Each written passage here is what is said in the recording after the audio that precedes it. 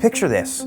It's 2 o'clock in the evening and somebody whom you've never met sitting across from you starts to yawn. You clench your teeth, press your lips tightly together, and reject what your body so badly wants to do. But no matter how hard you try, there is no stopping it. I think we can all agree that yawning is somehow contagious.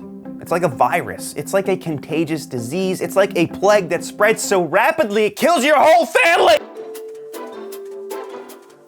Sorry about that, I went a little off script. For those of you new to my videos, I take a concept, create my own theory, and then discover the truth. Except this video doesn't really result in any true answer. Okay, so what is my theory then? I think our brains are hardwired to mimic other people. There's something called the chameleon effect. The chameleon effect basically refers to non-conscious mimicry of postures, mannerisms, facial expressions, and other behaviors. I personally am totally guilty of this. I often find myself mimicking people when I'm having a conversation with an old friend or even a stranger I've never met before. For example, just the other day I was talking to an old friend and they had crossed their arms mid-conversation and I found myself doing the exact same thing. So in all, my theory is that yawning is pretty much the chameleon effect. But this is just my theory and we need to find the truth.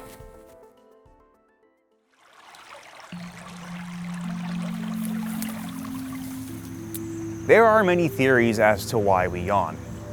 We know that it stretches the muscles in our face and neck, and it also increases our heart rate. But one study, what the? One study suggests that yawning is a way of preparing the body for an increased awareness, especially after relaxation. This might be why some pro athletes and even musicians yawn before the need of greater focus. But is yawning contagious? As I was writing this script, I found myself constantly yawning. It was actually really annoying. This really got me thinking, is there any sort of benefit or use to yawning's contagiousness? Was there some sort of ancient methodology that we no longer understand today that was once used to synchronize humans? Synchronization. Synchronization happens way more often than you think. Everything is like clockwork. Speaking of clocks, in the 17th century, Dutch scientist Christian Huygens decided to conduct an experiment. Huygens hung 2 pendulums on a wooden beam and started them opposite of each other. To his surprise, the pendulums synchronized. No matter which one he started first, they always ended up synchronizing.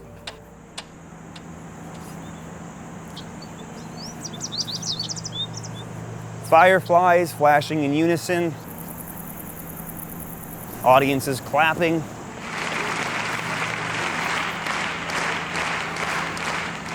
And this bridge.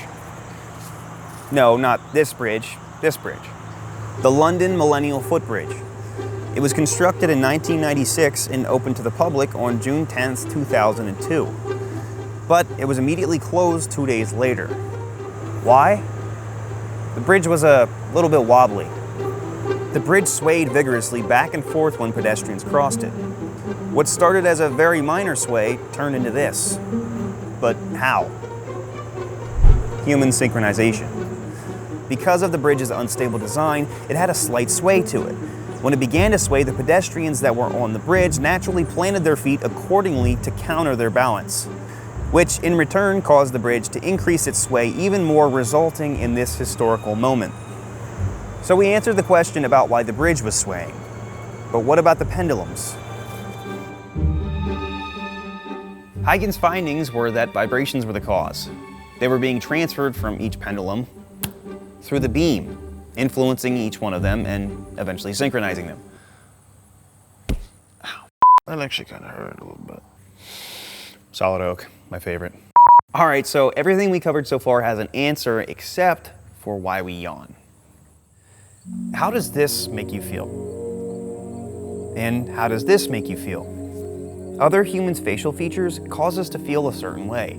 Just as someone might smile if they see somebody laughing, or become sad if they see somebody crying. This theory threw me for a loop. I've always heard that you can absorb other people's energies. If you hang around a group of people that are really negative, you'll tend to be a negative person. If you hang around a group that's really positive, you'll tend to be a positive person. Other theories suggest that humans have always been